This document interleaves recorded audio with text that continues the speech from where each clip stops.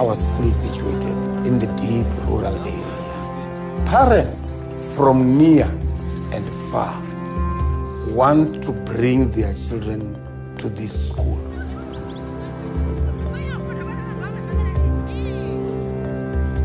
To be in grade 12, you have to make these important decisions about yourself that might affect how your future is going to look like in the end. You will start making them right now.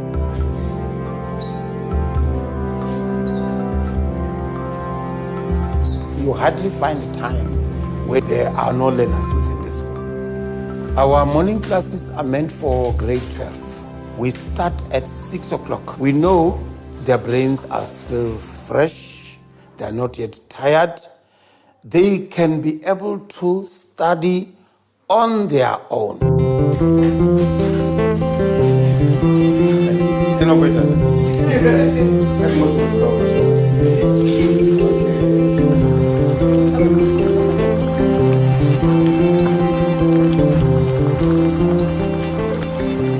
I've been principal here at Thengwe for 34 years. In 2007, we relocated to this place. We were mandated to scale down the enrollment to suit the number of classes that we have here. But guess what? I tell you, it was very difficult with the repetition that the school is having to scale down the enrollment from 1,500. Instead of the enrollment going down, the enrollment was just increasing.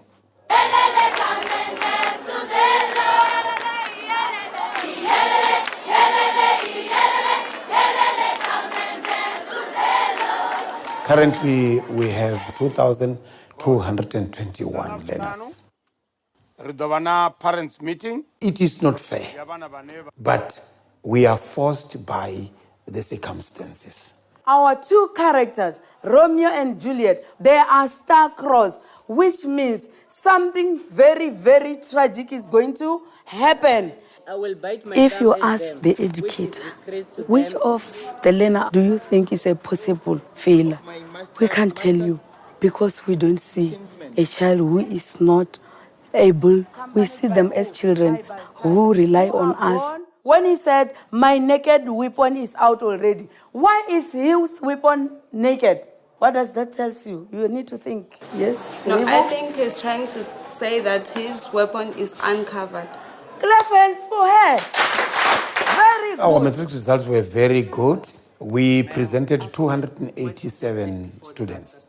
285 all passed.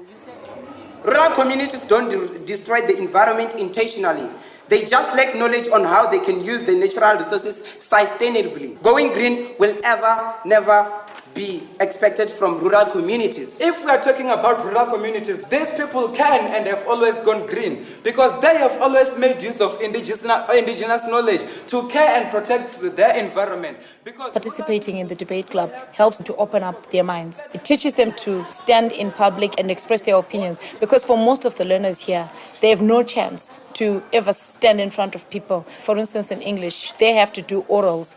And a learner will say, ma'am, just put a 0 for me because they are so scared of speaking in public. Ladies and gentlemen, if we take a look at the Mtabat Sindi, they still believe that if you cut that tree, something wrong will happen to the community. Point of information, sir. You are talking about a certain community. We are talking about communities at large. The vision for the school is provision of public quality education for all,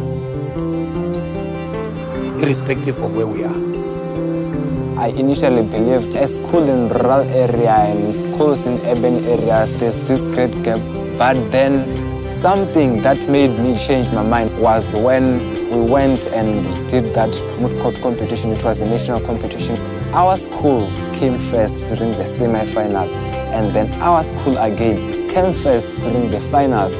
And then I realized that irrespective of where you're coming from, if you work hard, you can finally reach where you want, just like we finally did, yes.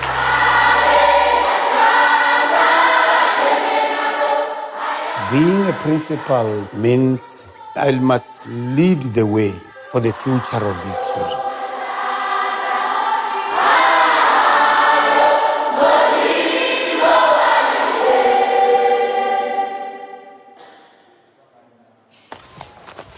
My teachers keep on telling me that knowledge you have got, this potential to be the best learner in South Africa.